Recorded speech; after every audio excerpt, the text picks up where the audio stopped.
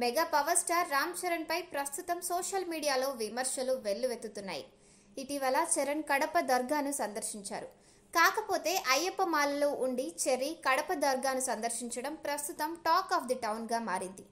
AR Rahman కు ఇచ్చిన మాట నిలబెట్టుకోవడం కోసమే ఆయన దర్గాను సందర్శించారని చెర్రీ ప్రకటించారు.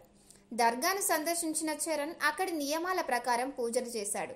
ఇదే ఇప్పుడు తీవ్ర విమర్శలకు దారితీస్తోంది. అయ్యప్ప దీక్షలో ఉన్న వ్యక్తులు శవం ఎదురొస్తూనే పక్కకు తప్పుకోవాలి.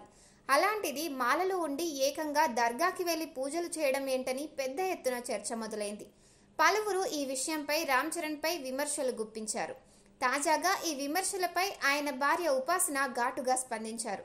చరణ్ పై తప్పుడు ప్రచారం చేస్తున్నారని మండిపడ్డారు. దేవుడిపై విశ్వాసం అనేది అందరినీ ఏకం చేస్తుందే తప్ప ఎప్పుడూ విభజించదని పేర్కొన్నారు. ఈ మేరకు ఉపాసన సోషల్ మీడియా వేదికగా ఓ పోస్ట్ పెట్టారు. భారతీయులు అందరూ అన్ని మతాల విశ్వాసాలను గౌరవిస్తారు అని కూడా ఆమె రాసుకొచ్చారు. దాంతో పాటుగా వన్ నేషన్ వన్ స్పిరిట్ అనే హ్యాష్ ట్యాగ్ ను ఇచ్చారు. ఆమెకు అనేక మంది మద్దతు పలుకుతున్నారు.